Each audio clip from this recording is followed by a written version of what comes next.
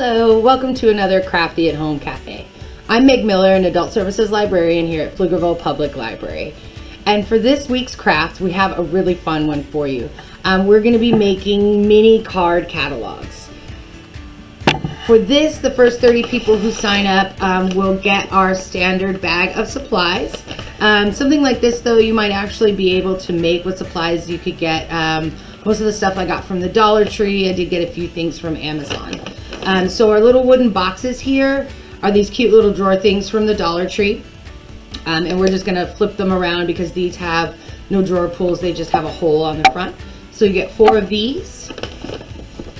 You are going to get the 4 drawer pulls for the front. And then we're actually adding in some little binder clips that are going to help us when we glue. And we do have some wood glue here. This is actually from the Dollar Tree as well. Additionally, a screwdriver from the Dollar Tree. You are going to get a small piece of sandpaper to help rough up your wooden boxes for when we stain them. So a previous craft, we used some furniture repair markers. Something like that would work for this as well. But I did also find a wipe-on stain that we picked up from Amazon. So get a little cup of stain here. You'll get 2 pieces of t-shirt cloth.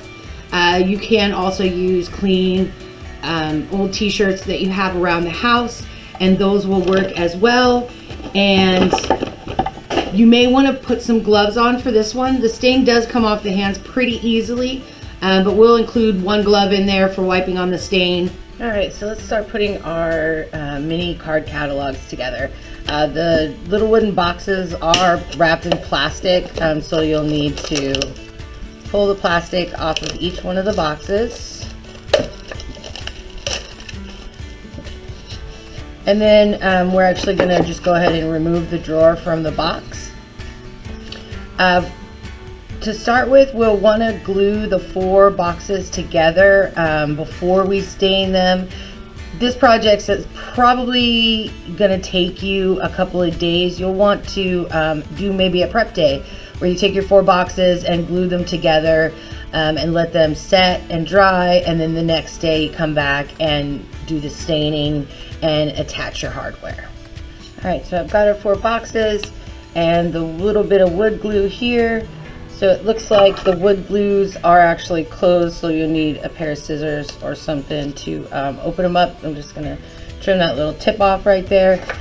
Now these boxes aren't completely flush and square, so you are gonna have a little bit of kind of flipping around to see what might work the most solid. You definitely want the bottom 2 to stick together, kind of like that. Give you a pretty straightforward square. So I'm just going to take 2. I'm going to take my wood glue and put a bead on a little ways away from the edge, just so when it squishes down it doesn't get that much, and then just kind of zigzag across the middle.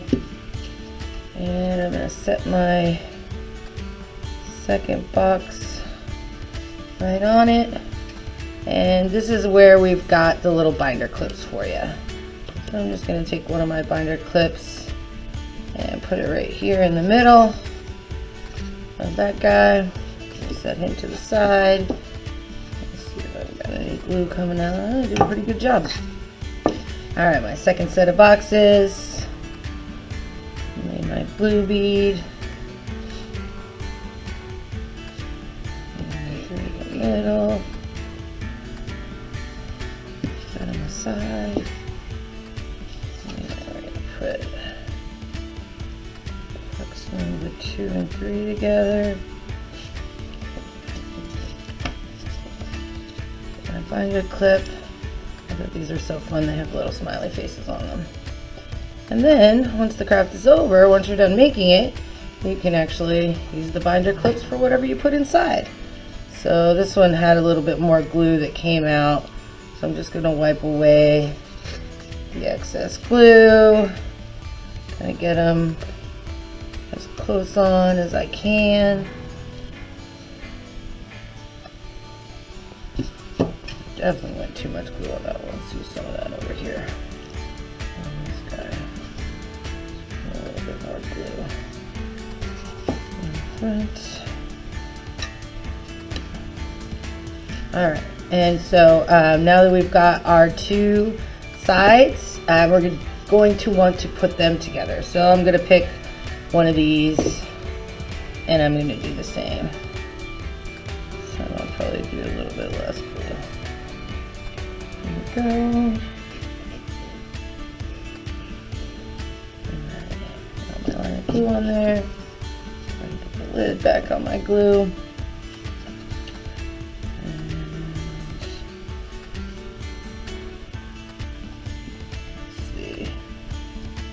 Push this other one down a little bit so that my top two are a little closer together.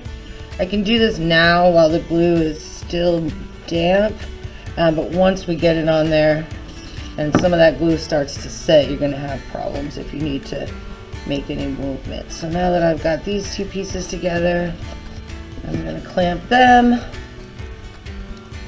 I can already tell I've got some space between this one, but when the project's finished, it should look pretty good either way. All right, so now I've got my boxes prepped, and I am going to give these at least a half hour before I remove the binder clips, and I'm really going to want to give them about 24 hours to dry before I come back and sand and stain them. So I've given the glue just under 24 hours to dry, so I'm going to go ahead and remove my clips here and set them aside for later. And my 4 boxes are together. They definitely don't match up flush, but that's going to be all right. I'm just going to decide which direction I want because I've got this little edge here that's extra. And so I am going to sand this with the sandpaper, and then I am going to be ready to stain both the drawers and the box itself. We've given you 1 glove and 2 of the t-shirt scrap rags. Like I said, you can always make more with old clean t-shirts that you don't need anymore, and if you've got another glove and you want to use it for both hands, to have both hands covered. I also recommend covering whatever space that you're using and using a place that's fairly well ventilated, good airflow. It's not too smelly, but there is a warning on here. Avoid contact with eyes, wash hands after using. In case of eye contact, flush thoroughly with large amounts of water for 15 minutes and get medical attention. For skin contact, wash thoroughly with soap and water. In case of respiratory difficulty, provide fresh air and call physician. If swallowed, call poison control, hospital emergency room, or physician immediately. So be very careful with this. This is definitely one that we've done a little bit different. So the directions say to put the stain directly onto the wood. A little goes a long way. And using a soft clean cloth, wipe the stain in the direction of the grain. Remove excess stain. If you've got enough and for an even deeper color and sheen, wait an hour and then apply a second coat, and then you're going to want to wait overnight before subjecting the wood to normal use. You can also they have clear finishes that you can put over this. We're not providing that for this craft, but that's something you want to get. You will be able to. So I am going to do my sanding off camera because that sound might be a little grating, and then we'll start adding our stain. Okay, I've sanded it all, kind of wiped off a lot of the sawdust, gotten rid of that on my work surface, and now I'm ready to open my container of stain here. I did pick the color Pecan. Pflugerville Library's right off Pecan Street, so seemed pretty fitting, and it was a color I really liked. So I've got my glove on. This is the hand that I'm going to use with the rag that will have the stain on it. And it did say to put it directly onto the wood. I did use just the rag on my example, and I'm just gonna wipe this stain on. As you see, that wasn't too much, and a little does go a pretty long way. It's gonna be a pretty light coat, but we really just want to make these look a little bit more like those card catalogs that you remember. They were in such a beautiful wood color, kind of this darker brown for the most of them, or a brown color. And so I'm going to continue this, just getting the stain out of the lid all the way around the outside. I actually am going to do the back, since I figured this will be something that will be probably freestanding, you know, maybe back against a wall somewhere or at my desk. But I definitely want to be able to have it to where I could do freestanding. The interiors will be up to you. I would recommend doing all of the outside of both the drawers and the box itself before you start working on any interior pieces with the stain, just to make sure that you have enough. And this is something we ordered off of Amazon. It might be something you can find locally at a hardware store, Home Depot, Walmart, something like that. If you wanted, or if you've got stain that you'd prefer to use a different color, you are definitely welcome to do that. This is just kind of seemed the easiest, pretty straightforward staining type that we could do at all ages. And then once you've got, if this is your first experience using a stain, you know, something you might be able to do on another project later, something on a bigger scale. And I am, as you can see, just kind of using my rag to get the stain rather than putting the stain directly on. Although I am losing a little bit of the stain to the rag, so that is a consideration for you. Just getting these front edges so that the drawers sit flush in there. Alright, and so I'm just going to continue this until I have all of my pieces stained.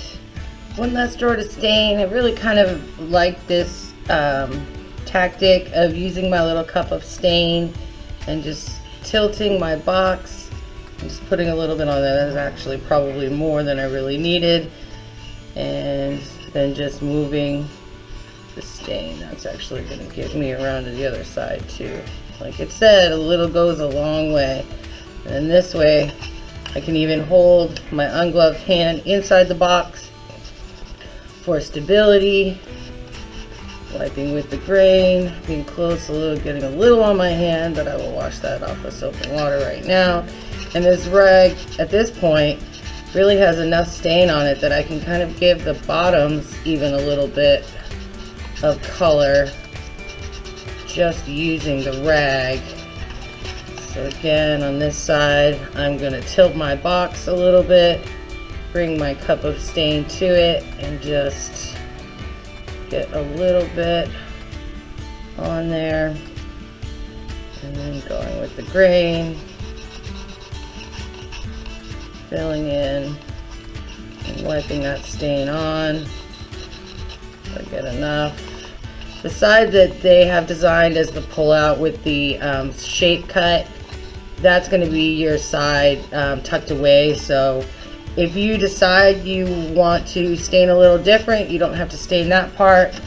I am definitely staining the tops of the drawers.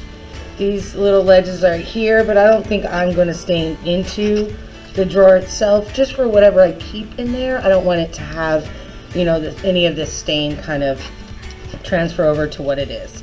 But I do have some stain left here, so I think I will do the inside of these 4, since it might be something that'll be seen a little bit more.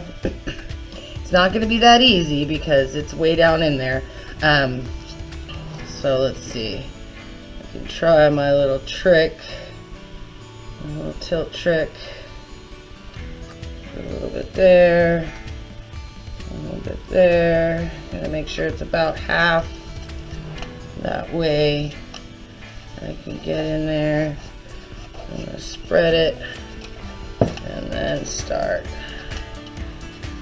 kind of really rubbing it into all of the four corners, because that's going to require me to really move the box around a lot and get all the way down in there. But I think it'll look nice once I have the drawers in there. So once you get your stain on, you're going to let that set for a while. Not very long. These are already pretty dry to the touch, even just after a few minutes. So you'll be able to get the hardware put on pretty quick after. You won't have to wait too long. I got all my stain down in there. I did end up using a Q-tip just to get right in the corners, and then had to go back with the rag to get out any excess stain that's on it. I do have just a smidge more stain left. I'll probably just go over, decide which I want the front of these to be, and just kind of go over them one extra little time. I definitely don't want to keep the stain, so whatever you don't use out of this little cup of stain, definitely throw that away safely. This is not the container it was meant for, and so it's not going to last very well in these little plastic cups. So you don't want to just leave whatever extra stain you didn't use for this project alone. If you've got something else that you want to stain right away, that's something you could definitely do with any extra that you have. But as I said, don't keep this. Definitely throw the little cup away after you are done. Even if there's a little bit of stain left in there, it's not going to keep well in the little cup. With the stain all applied, we're ready to attach our drawer hardware. You should have 4 of the drawer pulls and then 8 of the tiny little screws. They are pretty small, so be careful you don't lose them. Depending on the level of perfectionist you are personally, you can actually measure out where you want your drawer pull to be placed. I kind of just eyeball it, going about 2/3 of the way up, leaving maybe a finger's width at the top just above the drawer pull, and kind of centering it on. Now if you've got a tiny drill, this would be a whole lot easier of a process for you. Trying to screw these nails in freehand is a little bit difficult on occasion. What I'm going to do, what seems to have worked best for the process for me, is I'm going to use my thumb and forefinger to guide the screw itself, and I'm going to, these screwdrivers are a little bit magnetic, so it should hopefully hold onto the screw a little bit easier. I'm going to get above it with my elbow so I can give a little bit of pressure. And then I'm going to go pretty slowly around the first few times so that I can get bite into the wood and hopefully be a little bit sturdier. You can notice that my drawer pull is a little bit twisted, so I'm going to pull that back, going slow until I get good bite in there. Not screwing it all the way in, just enough so that it's got purchase. That way if I do have a little bit of a cattywampus drawer pull, I can straighten that out when I get ready to put the other screw in. And these are set so that you could put little tags in them if you wanted. If you recall classic card catalogs, these would have been the ranges of subjects or author names that you would have found in each of the drawers. If you plan to keep other things in these drawers, you can always label them with what you've got inside, or just leave them blank. I kind of like the look of the wood from behind. So you can see as I'm trying to chat and get this screw in, the screwdriver occasionally comes out. Getting that first purchase is a bit of a process. Once I've got it,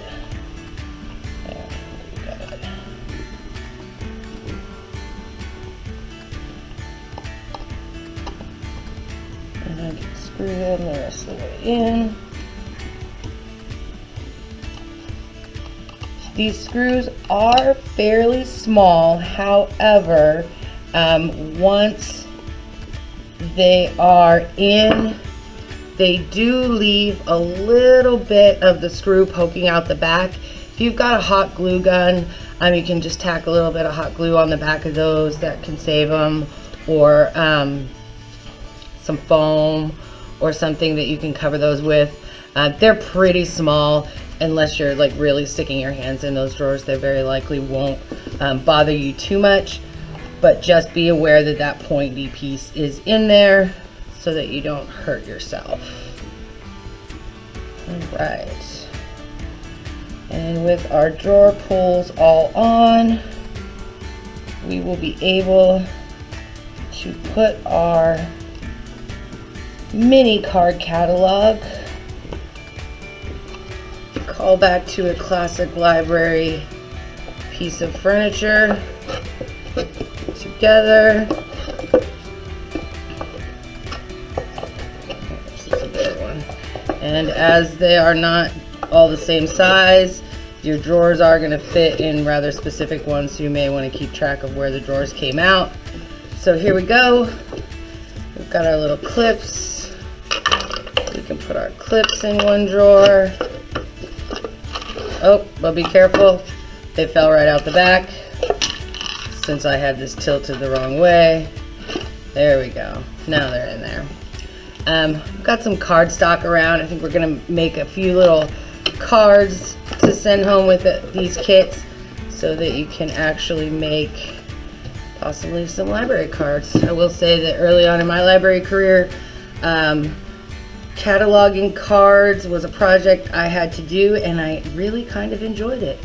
Probably is a good reason for me to pick this profession. But we hope you enjoy making these mini card catalogs as a callback to libraries of days gone by.